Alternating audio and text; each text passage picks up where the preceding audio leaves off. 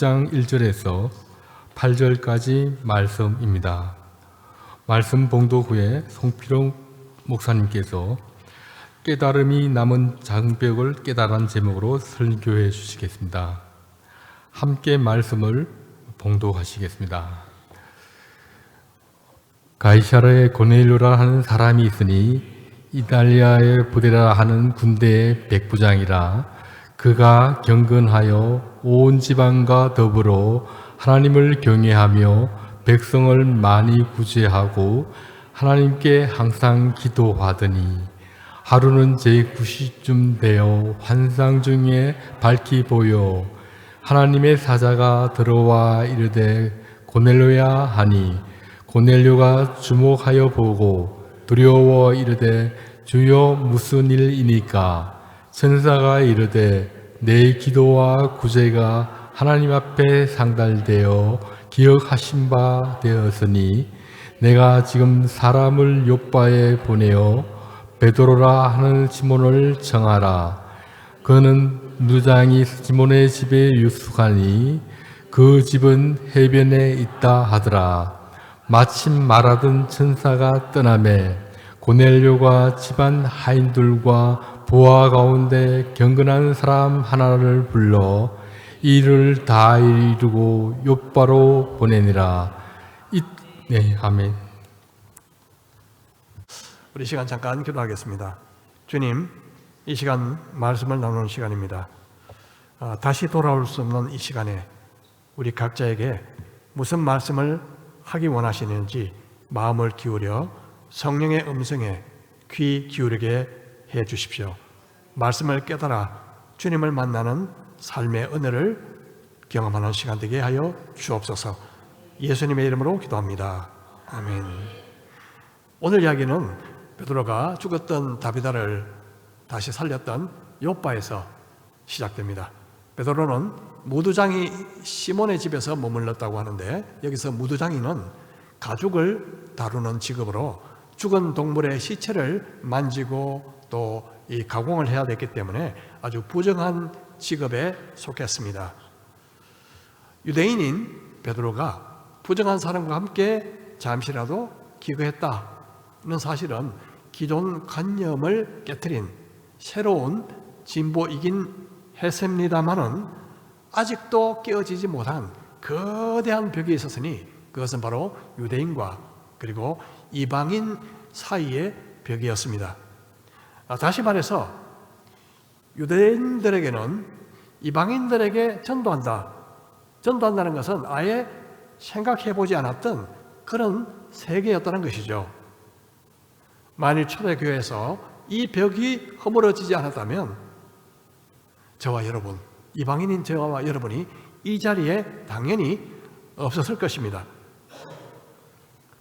오늘 이야기가 특별한 것은 거리가 약 한 50km 떨어진 바로 아래의 요빠와 북쪽의 가이사라에서 전혀 모르던 두 사람이 성령의 인도하심에 의해서 극적인 만남이 이루어진다는 것이죠. 지금부터 로마의 백부장 고넬료 이야기를 시작해 보겠습니다. 고넬료는 바로 북쪽, 유대 북쪽에 있는 가이사라에 주둔하던 로마 군대의 백부장이었습니다. 이 로마 부대가 이 가이사라에 주둔한 이유는 여기서 배 타고 바로 로마까지 쉽게 왕래할 수 있는 그런 해상 관문이었기 때문에 바로 가이사라에 로마 부대가 주둔했었습니다. 백부장은 보통 100명 정도 주의하는 그런 지휘관으로서 오늘날 같으면 중대장, 대위 정도 되는 계급의 위치에 있었던 사람이라고 볼 수 있습니다. 그런데 이 고넬료는 이방인이었지만 유대인 사이에서 아주 평판이 좋은 사람이었죠. 2절에서 이렇게 소개합니다. 그가 경건하여 온 지방과 더불어 하나님을 경외하며 백성을 많이 구제하고 하나님께 항상 기도하더니. 사도행전은 특별히 서로 다른 네 그룹의 사람을 소개하고 있는데요. 첫 번째는 순수한 유대인, 두 번째는 유대인과 이방인의 혼혈적인 사마리아인, 세 번째는 순수한 이방인, 마지막 네 번째는 이방인 중에서도 하나님을 경외하는 자. 바로 고넬료는 이 네 번째에 속했습니다. 하나님을 경외하는 이들은 보통 유대교로 회심한 이방인들이었습니다. 단지 할례만은 받지 않았던 사람이죠. 고넬료는 하나님을 경외하는 사람이었습니다. 요사이 같으면 모든 예배 빠짐없이 주일 예배, 수예배, 철학기도, 하여튼 모든 예배는 다 참석하고 선교 헌금, 구제 헌금, 주일 헌금, 헌금이라는 헌금은 꼬박꼬박 이렇게 다 내고, 그래서 정말 교회 활동에 정말 성실하게 참석하는 그런 사람이었다 볼 수 있겠죠. 그런데 한 가지가 빠졌습니다. 그게 뭘까요? 그것은 아직 예수님을 몰랐다는 것입니다. 다시 말해서 예수님과의 인격적인 만남의 체험이 없었다는 거죠. 이런 분들을 보통 종교인이라고 그렇게 말합니다. 신실한 종교인. 이런 일이 있을까요? 물론 있습니다. 종교인과 신앙인의 차이가 뭐겠습니까? 겉으로 봐서는 표시가 안 나는데 속이 다릅니다. 마치 조화가 생화와 다른 것처럼 말입니다. 이 종교인은 조화처럼 겉으로는 신앙인의 모습이 있지만 생화처럼 생명이 없습니다. 빌리 그라함 목사님이 은퇴할 때 누군가로부터 이런 질문을 받았다고 합니다.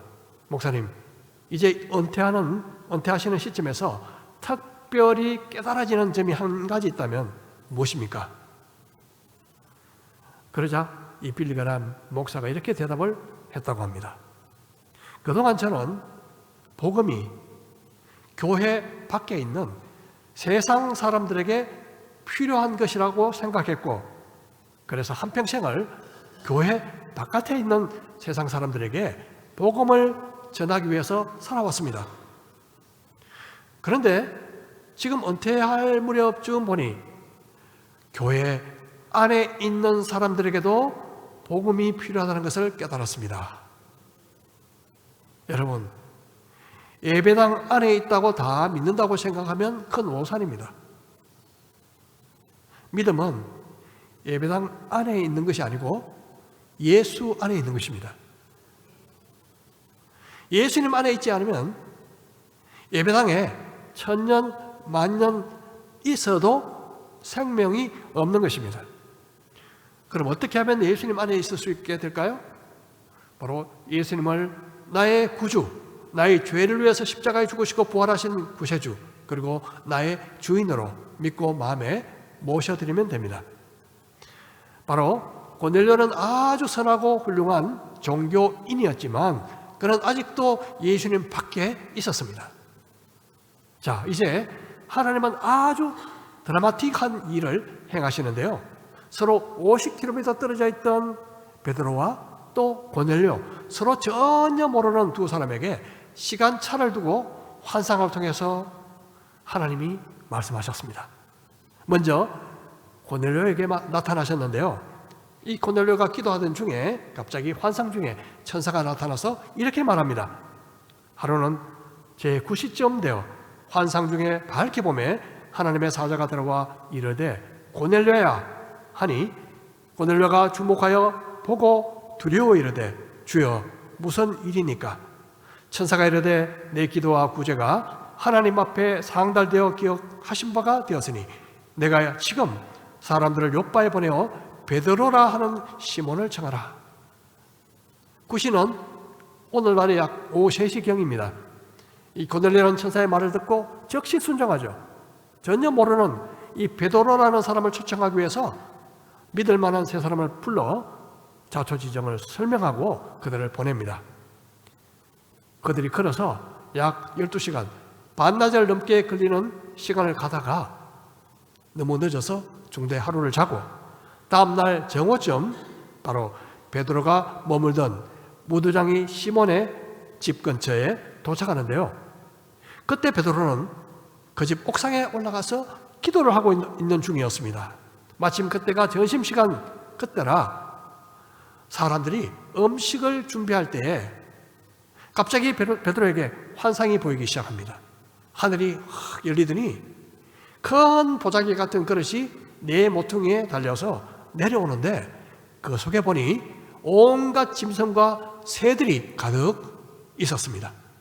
그때 소리가 들렸죠. 베드로야, 일어나 잡아먹어라. 그 안에는 분명 율법적으로 부정한 것, 즉 유대인들이 먹을 수 없는 그런 것들이 있었습니다. 그래서 베드로가 이렇게 대답하죠.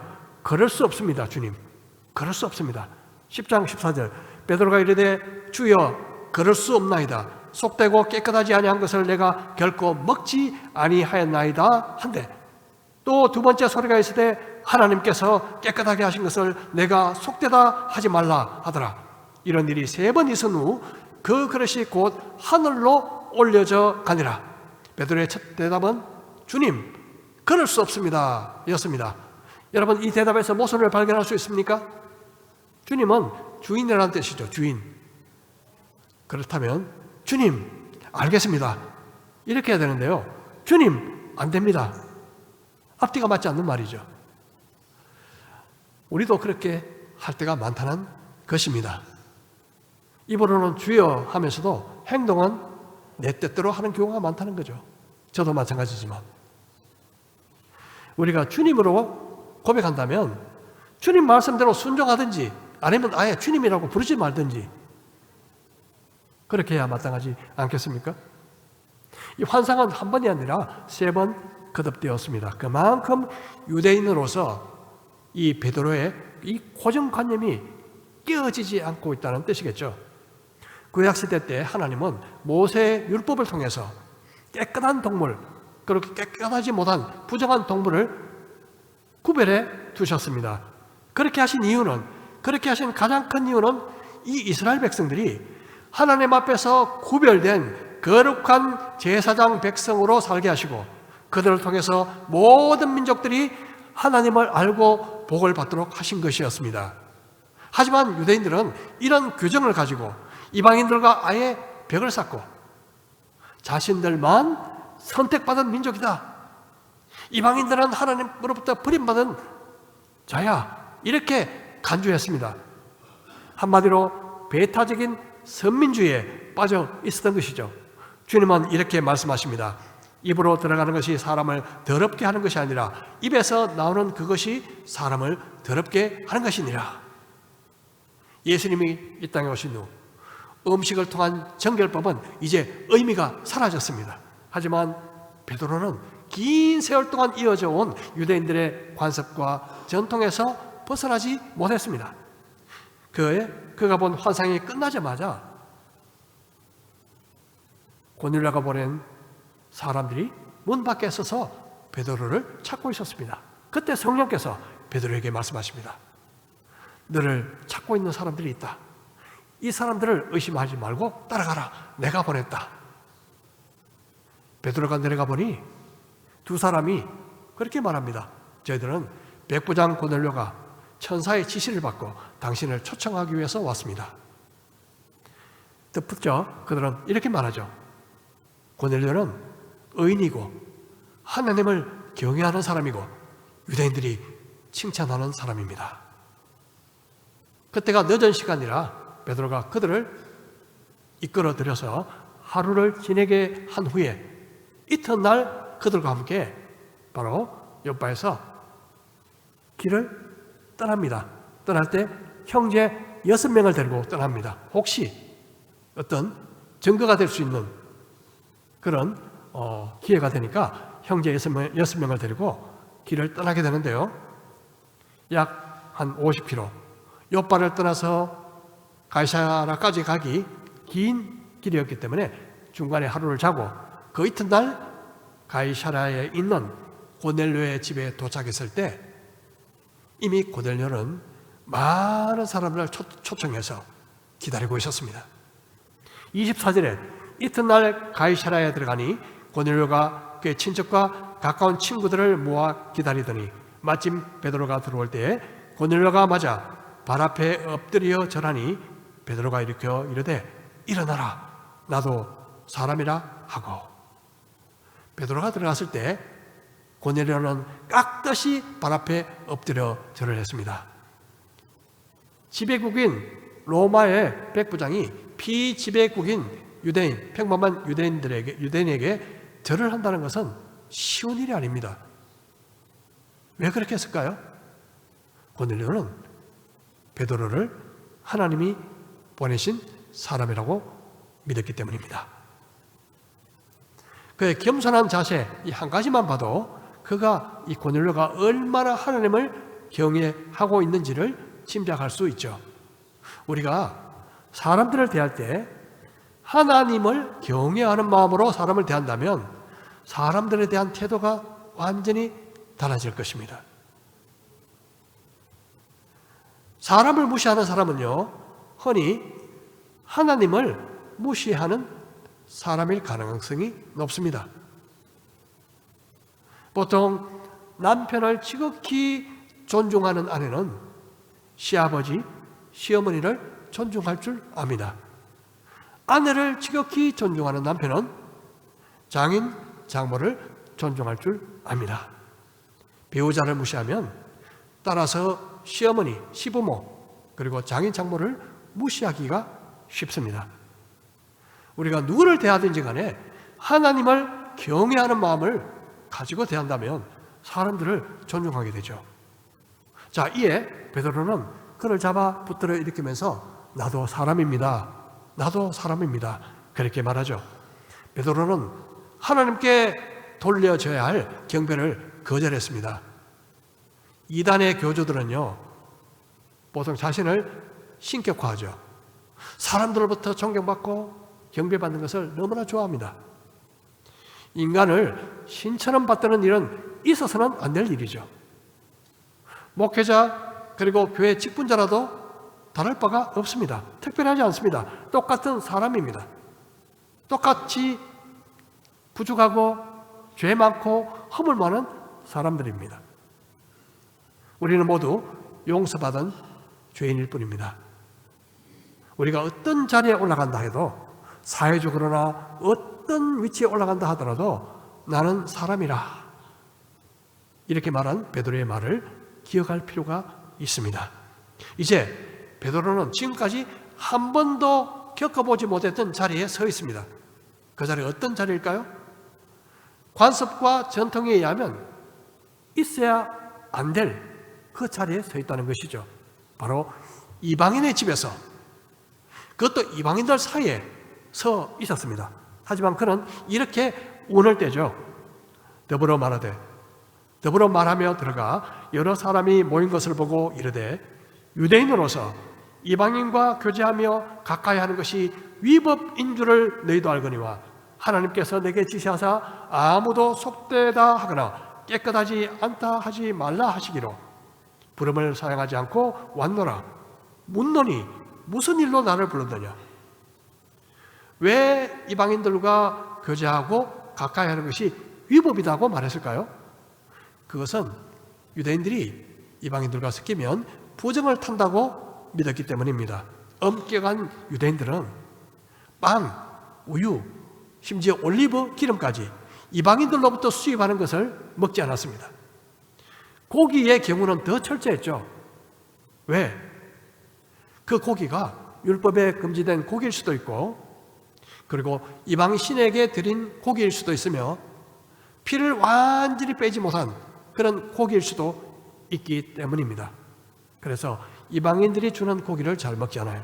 이전에 이스라엘 대사관 초청으로 한두 번 제가 유대인들과 같이 식사를 한 적이 있는데요, 그 식사는 우리 눈으로 봐서는 똑같은 음식이었지만, 구별이 되지 않았지만 전부 율법에 어긋나지 않은 음식들이었습니다.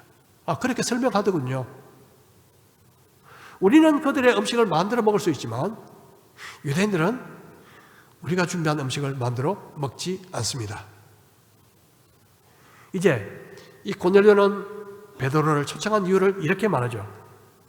내가 곧 당신에게 사람을 보내었는데 오셨으니 잘하였나이다. 이제 우리는 주께서 당신에게 명하신 모든 것을 듣고자 하여 다 하나님 앞에 있나이다.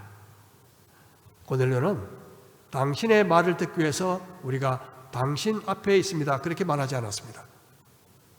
하나님 앞에 있습니다. 그렇게 말하고 있습니다. 그는 보이는 사람이 아니라 보이지 않는 하나님을 의식하고 있습니다. 우리가 하나님의 말씀을 들을 때 은혜가 되지 않는 이유는 사람 앞에 있다고 생각하기 때문에 그럴 경우가 많습니다. 말하는 사람의 옷차림, 오늘 제가 옷차림을 좀 깨끗하게 입었죠. 그리고 말이 틀리는지, 문법이 맞는지 틀리는지, 어투 이런 것을 따지면서 정작 하나님의 말씀에는 귀를 기울이지 않는다는 것이죠. 우리가 말씀을 들을 때에 사람의 말로 들으면 하나도 은혜가 되지 않습니다. 우리가 누구로부터 듣든 간에 하나님의 말씀을 들을 때는 내가 하나님 앞에 있다. 고넬료처럼 하나님 앞에 있는 것처럼 겸손하고 청종하는 태도가 필요한 것입니다. 그럴 때에 말씀의 역사를 경험하게 되는 것입니다. 데살로니가전서 2장 13절에서 말씀합니다. 이러므로 우리가 하나님께 끊임없이 감사하면 너희가 우리에게 들은 바 하나님의 말씀을 받을 때에 사람의 말로 받지 아니하고 하나님의 말씀으로 받음이니 진실로 그러하도다. 이 말씀이 또한 너희 믿는 자 속에서, 믿는 자 가운데서 역사하느니라. 말씀을 받을 때에 사람의 말로 받지 아니하고 하나님의 말씀으로 받음이니 진실로 그러하다. 데살로니가 있던 이 그리스도인들은 하나님의 말씀을 들을 때에 사람의 말이 아니라 하나님의 말씀으로 받았다고 말하고 있습니다. 하나님의 말씀을 누가 전하는지가 중요하지 않습니다. 그가 분명 하나님의 말씀을 전하고 있다면 하나님 앞에서 듣는 것처럼 겸손하게 받을 때에 그 말씀이 듣는 자, 믿는 자 속에서 역사하는 것입니다. 지금까지 유대인들은 이방인들은 하나님의 구원 계획 속에 포함되어 있지 않다고 착각했습니다. 그래서 그들은 유대인들에게만 복음을 전했습니다. 유대인들에게만. 우리가 생각할 때는 의의가 없는 일이라고 생각할 수도 있지만 관습과 전통이 그만큼 무서운 것입니다. 유대인들이 볼 때 이방인들은 과연 어떤 사람들이었을까요? 에베소서에서 이렇게 말씀합니다. 그러므로 생각하라. 너희는 그때의 육체로 이방인이요 손으로 육체에 행한 할례당이라 칭하는 자들에게 무할례당이라 칭함을 받는 자들이라. 그때 너희는 그리스도 밖에 있었고 이스라엘 나라 밖의 사람이라. 약속의 언약들에 대하여 외인이요 세상에서 소망이 없고 하나님도 없는 자이더니 이제는 전에 멀리 있던 너희가 그리스도 예수 안에서 그리스도의 피로 가까워졌느니라. 한마디로 이방인들은 유대인들이 볼 때 하나님으로부터 버림받은 자들이었습니다. 성경의 약속과 아무 관계없고 소망도 없고 하나님도 없는 자. 소망이 없죠. 멀리 볼 것 없이 우리가 그랬다는 말입니다. 예수님을 만나기 전까지 우리가 그랬다는 말입니다. 이제 베드로는 모인 이방인들에게 복음을 전합니다. 그가 전한 복음이 뭘까요? 바로 예수님에 대한 이야기입니다. 우리는 복음을 전하면서 주로 하나님의 사랑을 전합니다. 하나님은 당신을 사랑하십니다. 맞는 말입니다. 맞는 말입니다. 하지만 그것은 복음의 내용이지 복음의 핵심은 아닙니다. 복음의 핵심은 반드시 예수 그리스도의 십자가의 죽으심과 부활이 있어야 하는 것입니다. 이것이 바로 복음입니다. 예수 그리스도의 십자가의 죽으심, 우리 죄를 위해서 십자가에 죽으시고 부활하셨다. 이 사실이 반드시 있어야 하는 것입니다. 예수님을 믿음으로 죄의 사함을 받는다는 것을 전하는 것이 바로 복음을 전하는 것입니다. 베드로는 이렇게 결론을 맺죠. 우리에게 명하사 백성에게 전도하되 하나님이 살아있는 자와 죽은 자의 재판장으로 정하신 자가 곧 이 사람인 것을 정언하게 하셨고 그에 대하여 모든 선지자도 정언하되 그를 믿는 사람들이 다 그의 이름을 힘입어 죄 사함을 받는다 하였느니라. 베드로는 예수님의 십자가의 죽으심과 부활을 전한 후에 바로 예수 그리스도 그분이 살아있는 자와 죽은 자의 재판장이시다는 사실을 선포합니다. 그렇습니다. 예수님은 구원해 주시면서도 동시에 심판주가 되십니다. 그분은 재판장이십니다. 공의로운 재판장이십니다. 그러므로 그의 이름을 믿는 자는 죄 사함을 얻게 되지만 믿지 않고 거절하는 자는 심판을 피할 수 없는 것입니다. 베드로가 설교를 할 때 설교를 듣던 모든 사람에게 성령이 임하셨습니다. 그 모인 사람들에게. 어떤 사람들은 방언을 하고 어떤 사람들은 하나님을 높였습니다. 이 광경을 본 베드로는 이렇게 말하죠. 이에 베드로가 이르되 이 사람들이 우리와 같이 성령을 받았으니 누가 능히 물로 세례 베품을 금하리요 하고 명하여 예수 그리스도의 이름으로 세례를 베풀라 하니라. 그들이 베드로에게 며칠 더 머물기를 청하니라. 여러분 놀랍지 않습니까? 놀랍지 않습니까? 오순절 다락방에서 일어났던 그 성령 강림의 역사, 또 얼마 전에 사마리아 공동체에서 임하신 그 성령의 역사, 동일하게 이 버림받았다고 생각했던 그 이방인들 속에 성령님이 임하신 것입니다. 이제 유대인들이나 사마리아인들이나 이방인들이나 믿음으로 같은 성령을 받아 한 몸이 된 것은 이제 아무도 부인할 수 없는 증거가 되었습니다. 베드로와 함께 간 유대인들이 깜짝 놀랐던 이유는 그들이 이런 상황을 받아들일 준비가 전혀 되지 않았다는 것이죠. 상상하지도 못했던 일이죠. 유대인들이 성령을 받는다? 이것은 그들은 도무지 상상할 수 없었던 일이었기 때문에 그렇습니다. 그들이 볼 때 율법도 없고 그리고 열등한 족속인 이 이방인들이 성령을 받았다는 것은 도무지 이해할 수 없는 너무나 놀라운 사실이었습니다. 하지만 베드로는 이 광경을 보면서 이방인들도 하나님이 받아들이셨구나, 이제 그들에게도 세례를 베푸는 것이 마땅하다, 그렇게 해서 세례를 주라고 이야기하죠. 자, 이 말은 베드로의 이 굳어있던 고정관념이 조금씩 무너지다가 이제 완전히 무너지고 말았다는 그런 증거입니다. 이 베드로는요, 처음 고넬료를 만나기 전에 환상 중에 하늘이 열리고 큰 보자기 같은 그릇에 담긴 부정한 동물들을 잡아먹어라 하는 하늘의 음성을 들었을 때, 그리고 속되고 깨끗하지 않은 것을 먹은 것이 없다고 그렇게 고백했을 때, 하나님은 하나님께서 깨끗하게 하신 것을 내가 속되다 하지 말라, 그런 음성을 들었을 때, 이런 환상이 3번씩이나 반복되었을 때도 이게 무슨 뜻이지? 이게 무슨 뜻이야? 환상의 의미를 정확하게 깨닫지 못했습니다. 하지만 성령님의 인도하심으로 이방인 고넬료의 집에 초청받아 그 자리에서 일어난 모든 상황들을 보면서 비로소 그 뜻을 이해했습니다. 유대인들은 오랫동안 이방인들이 속되고 깨끗하지 않는 사람들이다 그렇게 여겼습니다. 하지만 하나님이 그렇지 않다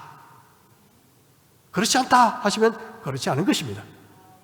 이방인들도 믿음으로 깨끗함을 받을 수 있다는 사실을 베드로가 깨닫는 데는 이런 큰 충격적인 사건이 필요했던 것입니다. 환상도 필요했고요, 말씀도 필요했고, 그리고 성령께서 보이는 앞에서 그들 가운데 강림하시는 결정적인 증거도 필요했습니다. 베드로는 비로소 복음은 유대인들만 위한 것이 아니라 이방인들도 위한 것이라는 사실을 깨닫게 됐습니다. 이 사실을요, 후일에 이방인의 사도가 된 바울이 로마서를 통해서 명확하게 말씀하고 있습니다. 우리 같이 한번 읽어볼까요? 시작. 내가 복음을 부끄러워하지 아니하노니 이 복음은 모든 믿는 자에게 구원을 주시는 하나님의 능력이 되리라. 먼저는 유대인에게요, 그리고 헬라인에게로다. 이방인에게로다. 복음은 유대인들을 위한 것일 뿐만 아니라 이방인을 위한 것이기도 합니다. 모든 사람을 위한 것, 이것이 바로 복음이죠. 베드로는 아시다시피 예수님의 수제자입니다. 그가 내린 결정은요, 이제 이방인 선교가 합법적입니다 하는 것을 선포하는 것과 같은 의미가 있었습니다. 전통과 관습 때문에 생긴 그런 견고한 심리적인 장벽이 와장창 깨어지고 나서 비로소 이방인 선교가 가능하게 됐습니다. 여러분, 우리는 생각하는 만큼 행동하게 됩니다. 생각이 깨어지지 않으면 더 이상 나아가기가 어렵습니다. 이방인인 저와 여러분이 예수 믿고 하나님의 자녀가 되고 또 그리스도의 몸인 교회의 공동체 일원이 되었다는 것, 이것은 바로 고넬료의 구원 사건이 있었기 때문입니다. 바로 이방인들도 믿음으로 깨끗함을 받고, 믿음으로 죄사함 받고, 믿음으로 성령을 받으며, 믿음으로 하나님의 권속이 된다는 이 놀라운 축복이 바로 이 고넬료 사건에서 출발한다는 것입니다. 그러므로 고넬료 사건은 기독교 선교에 너무나 중요한 의미를 가지고 있습니다. 주님은 베드로에게 천국 열쇠를 맡기겠다고 말씀하셨습니다. 이방인 선교의 첫 문을 여는 일, 바로 그 열쇠를 베드로가 맡았다라고 생각할 수도 있습니다. 하지만 이방인 고넬료가 회심하기 전에 먼저 베드로의 선입견과 편견, 고정관념, 인종적인 편협함, 이런 견고한 벽이 먼저 깨어져야만 했습니다. 고넬료가 회심하기 전에 베드로가 먼저 바뀌어야 했던 것입니다. 우리에게는 누구나가 아직도 깨어지지 않은 편견, 고집이 있을 수 있습니다. 이런 편견이 깨어지지 않는 한 우리는 더 이상 벽을 뛰어넘을 수 없습니다. 더 이상 나아갈 수 없는 것입니다. 편견 중에 가장 깨기가 어려운 편견이 종교적인 편견이라고 생각합니다. 작년 9월 인도네시아에서 약 200만 명의 팔로워를 가진 유튜버가 이슬람에서 금기시하는 돼지고기를 알라의 이름으로 기도한 후에 먹는 영상을 올렸다가 신성모독으로 징역 2년을 선고받았습니다. 며칠 전에 지난 목요일 외국인 유학생들에게 한글을 가르치는 봉사 시간이 있었는데요. 저녁에 제가 가르치는 반에는 우즈벡에서 온 학생들, 방글라데시에서 온 학생들, 네팔에서 온 학생들이 있었습니다. 모두 다 이슬람을 믿는 무슬림들이었죠. 그날은 첫 시간이라서 저녁에 소고기 피자를 같이 먹는 시간이 있었는데요. 그 중에 방글라데시와 네팔에서 온 이 학생들은 자기들은 채식주의자입니다. 아무런 고기를 먹지 않습니다. 그래서 그냥 콜라만 마셨죠, 앞에서. 우즈벡에서 온 이 학생들은요, 자기들은 돼지고기는 먹지 않지만 소고기는 먹습니다. 하지만 문제는 이 소고기는 반드시 이슬람의 관습에 따라서 도축하기 전에 알라의 이름으로 기도한 그 고기만 먹는데요. 이 고기는 해당이 되지 않는 거죠. 결국 제 혼자 이 몇 인분의 피자를 혼자서 먹어야 할 아주 난처한 상황이 되었죠. 그때 생각한 것이 있습니다. 이 종교적인 편견은, 관습은 정말 깨어지기가 어렵겠구나. 정말 어렵겠구나. 하지만 복음은 이 모든 것을 깨어버립니다. 인종적, 문화적, 종교적인 모든 편견을 깨어버리고 오직 예수의 이름으로 죄사함 받는다. 누구든지 죄사함 받는다는 것을 선포합니다. 그가 유대인이든지 이방인이든지 남자든지 여자든지 종이든지 자유인이든지, 그리고 어떤 피부 색깔을 갖고 있든지 간에 그리스도 안에 있으면 누구나 한 형제 자매가 되는 것입니다. 마지막 34절입니다. 베드로가 입을 열어 말하되 내가 참으로 하나님은 사람의 외모를 보지 아니하시고 각 나라 중 하나님을 경외하며 의를 행하는 사람은 다 받으시는 줄 깨달았도다. 여러분, 오늘 제목이 뭐예요? 깨달음. 베드로는 깨달았습니다. 이방인들도 하나님이 원하시는 대상이구나. 그 사실을 깨달았습니다. 하나님은 사람의 외모를 보지 않는다는 것을 깨달았습니다. 깨달음은요, 내 속에 있는 거대한 장벽을 무너뜨리는 폭탄과 같습니다. 이런 깨달음은 오직 하나님으로부터 오는 것입니다. 성령께서 하나님의 말씀을 우리 마음속에 계시해 줄 때 이런 깨달음이 옵니다. 이 깨달음이 내 인생을 바꾸고 또 다른 사람의 인생을 바꿀 수가 있습니다. 이방인 세계에 대한 하나님의 구원 역사는 베드로 한 사람의 내면 속에 있는 콘크리트 같은 견고한 편견이 깨어짐으로 시작됐습니다. 그 편견이 깨어지고 나서 곧 사도 바울을 통해 복음은 세계의 중심 로마에까지 퍼져가게 될 것입니다. 그 이야기는 다음에 하고요. 자, 결론을 맺겠습니다. 우리 속에는 나도 모르는 수많은 편견, 꺾이지 않은 아집 등이 있을 수가 있습니다. 저와 여러분은, 우리는 어떤 편견을 갖고 있습니까? 저번 보니까 너무 아는 것이 많아. 믿기 어려웠겠어.